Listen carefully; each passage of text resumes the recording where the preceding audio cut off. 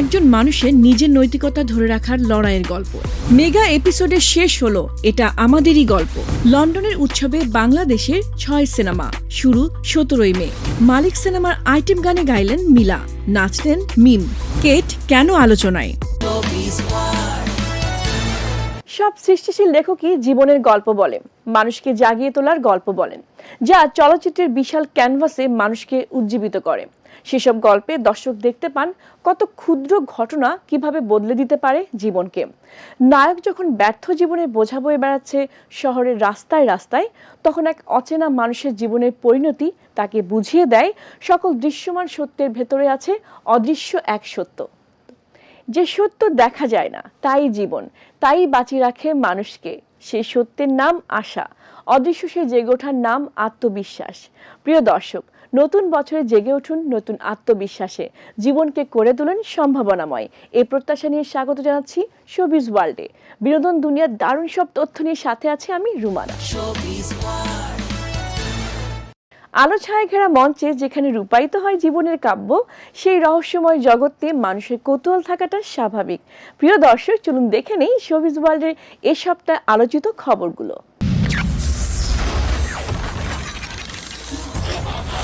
একজন মানুষের নিজের নৈতিকতা ধরে রাখার লড়াইয়ের গল্প। মেগা এপিসোডে শেষ হলো এটা আমাদেরই গল্প। লন্ডনের উৎসবে বাংলাদেশের 6 সিনেমা শুরু 17 মে। মালিক সিনেমার আইটেম গানে গাইলেন মিলা, নাচলেন মিম। কেট কেন আলোচনায়?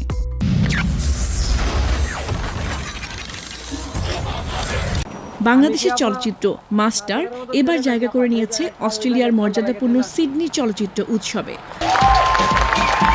সিনেমাটির পরিচালক রেজওয়ান শাহরিয়ার সুমিত জানিয়েছেন চলচ্চিত্রটি উৎসবে অস্ট্রেলিয়ার প্রিমিয়ারের আমন্ত্রণ পেয়েছে। পরিচালক রেজওয়ান শাহরিয়ার সুমিত বলেন, What an incredible journey this has been for me and my crew and cast from Bangladesh. So we don't really know how this film is going to perform back home, but certainly an award at Rotterdam Film Festival really changes things. And I take this opportunity to thank my wonderful lead cast. 3 of them are here. Thank you so much.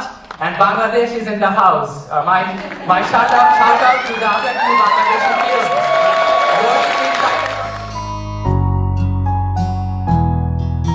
এর আগে নেদারল্যান্ডসের international film festival রটারড্যামে প্রদর্শিত হয়ে master জিতে নেয় big screen competition বিভাগের শীর্ষ পুরস্কার।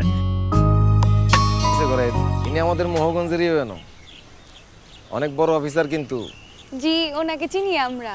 কেমন আছেন? সামনে আরো বেশ কয়েকটি আন্তর্জাতিক চলচ্চিত্র উৎসবে অংশ নেওয়ার কথাও জানান নির্মাতা।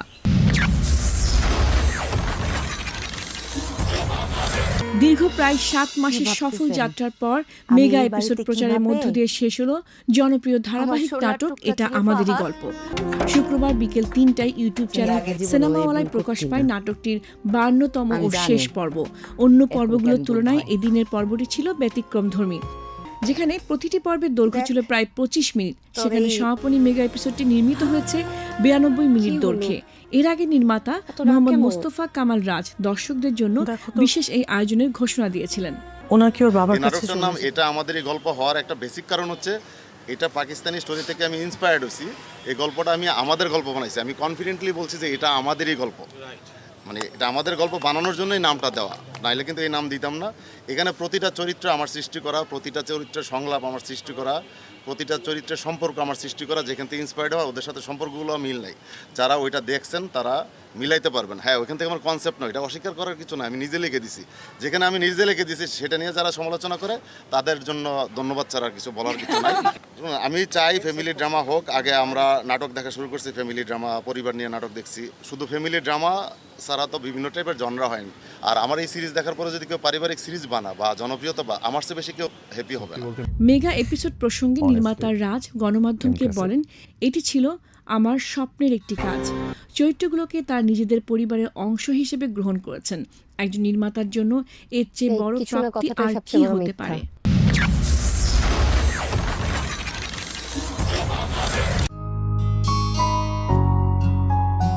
আগামী 17 থেকে 23 মে পর্যন্ত সপ্তাহব্যাপী লন্ডনে শুরু হচ্ছে 27তম রেইনবো আন্তর্জাতিক চলচ্চিত্র উৎসব। এই আয়োজন অনুষ্ঠিত হবে পূর্ব লন্ডনের ঐতিহাসিক জেনেসিস সিনেমা হলে। রেইনবো ফিল্ম সোসাইটির আয়োজনে এবারের উৎসবে বাংলাদেশ সহ বিশ্বের 10টি দেশের 40টির বেশি চলচ্চিত্র প্রদর্শিত হবে। অংশ নেওয়া দেশগুলোর মধ্যে রয়েছে ভারত, দক্ষিণ কোরিয়া, রাশিয়া, ইরান, চীন, ফিলিপাইন ও তাজিকিস্তান। এবারের উৎসবের উদ্বোধনী চলচ্চিত্র হিসেবে নির্বাচিত হয়েছে বাংলাদেশের সিনেমা আগন্তুক। ছবিটি প্রদর্শিত হবে 17 মে দুপুর 12টায় আর 23 মে সন্ধ্যা 6টায় ভারতের স্বার্থপর প্রদর্শনীর মধ্য দিয়ে পর্দা নামবে এবারের আসরের। উৎসবে বাংলাদেশের মোট 6টি চলচ্চিত্র স্থান পেয়েছে। প্রেক্ষাগৃহে প্রদর্শিত হবে আগন্তুক, নয়া মানুষ ও উড়াল। এর মধ্যে নয়া মানুষ দেখানো হবে উৎসবের দ্বিতীয় দিনে এবং উড়াল প্রদর্শিত হবে চতুর্থ দিনে। অন্যদিকে অনলাইন প্ল্যাটফর্মে প্রদর্শনের জন্য নির্বাচিত হয়েছে নয়া note, the university of Chankharpul এবং পাথর হওয়ার গল্প।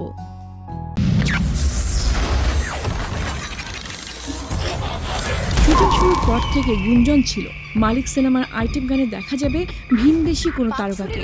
তবে সেই জল্পনার অবসান ঘটিয়ে সম্প্রতি ঢাকার বিএফডিসিতে হওয়া গানের শুটিংয়ে অংশ নিলেন সিনেমাটির প্রধান অভিনেত্রী বিদ্যা সিনহা মিম।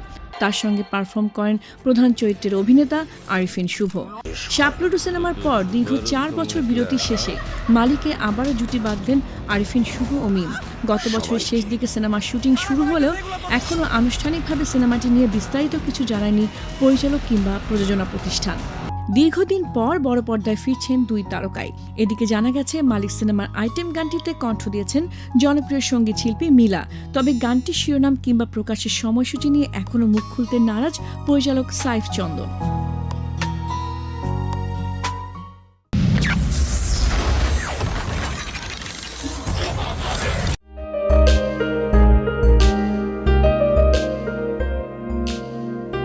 পুরো নাম নাজিফা আঞ্জুম তুষি হলেও দর্শক মহলে কেবল নাজিফা তুষি নামেই পরিচিত।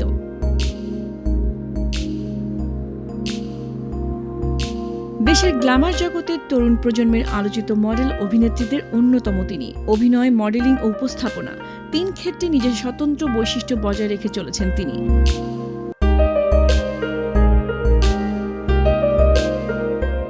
দেখতে দেখতে ক্যারিয়ারের এক যুগে পা দিয়েছেন তিনি। শুরু থেকেই চেনা পথের বাইরে হাঁটার সাহস দেখিয়েছেন তুষি, আর সে কারণেই ধীরে হলেও শক্তভাবে জায়গা করে নিয়েছেন দর্শকের মনে।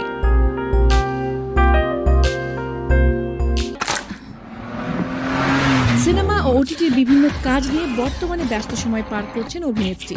আর তার অভিনীত শেষ মুক্তিপ্রাপ্ত প্রেসার কুকার সিনেমার তুষি অভিনীত চরিত্রটি পছন্দ করেছেন অনেকেই।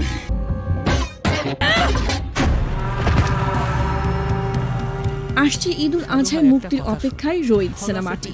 বর্তমানে সুরায়া নামের একটি সিনেমার শুটিং করছেন। ডাকরে হয় না, পাকলে আর কেউ খায় না। গন্ধ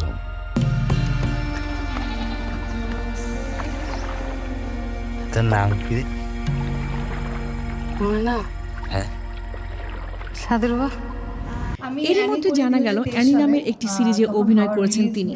এবং এরপরে আমার অনেকগুলো কাজ আপনারা দেখেছেন এসেছে, কিন্তু হ্যাঁ, আমার রিলিজের পর অ্যানি হচ্ছে আমার প্রথম কোনো কাজ করা।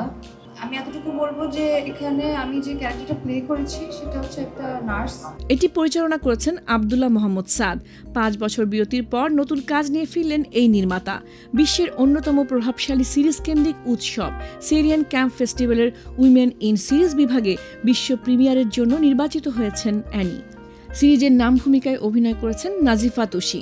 জার্মানির কোলনে অনুষ্ঠেয় উৎসবে আগামী 9 জুন মিনি সিরিজটির প্রদর্শনী হবে। শেষ করছি আজকের শোবিজ ওয়ার্ল্ড। নতুন পর্ব নিয়ে হাজির হব আগামী পর্বে। সে পর্যন্ত সবাই ভালো থাকুন, শোবিজ ওয়ার্ল্ড ও এটিএন বাংলার সাথেই থাকুন।